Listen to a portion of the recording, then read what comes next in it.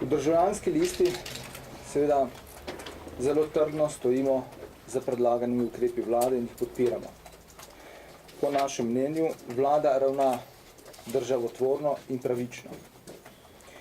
Spirala propada, prosti pad, tudi to so izrazi, s katerimi lahko označimo stanje naših javnih financ.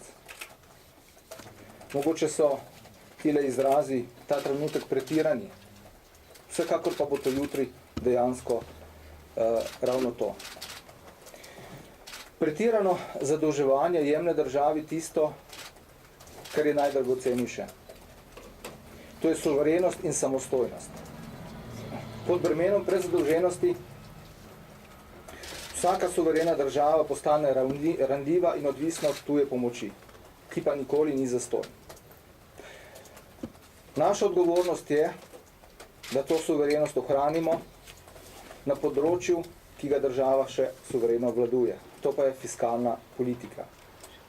Kot veste, smo mi z vključitvijo v različne integracije že izgubili del svoje denarne politike, zunanje politike in tako naprej.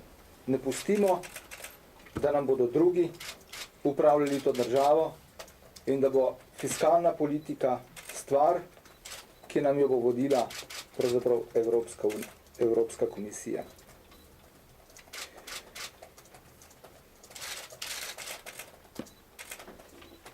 Veliko je bilo rečeno se strani nasprotnikov teh ukrepov, da Slovenija s tem ne bo več socialna država. Vsekakor socialna država Slovenija tudi po teh ukrepih ostaja. Ta določba je zapisana jasno v ustavi. Mogoče pa imamo priložnost, da bo ta država postala bolj poštena in v vidiku socialnih transferjev. Še enkrat,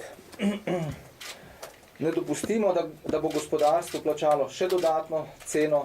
Gospodarstvo nam je že izgorelo in nima več nobenih resursov. Gospodarstvo je treba pomagati in na nas vseh je, da to breme fiskalne stabilnosti tudi vsi nosimo pošteno in odgovorno. Hvala lepa.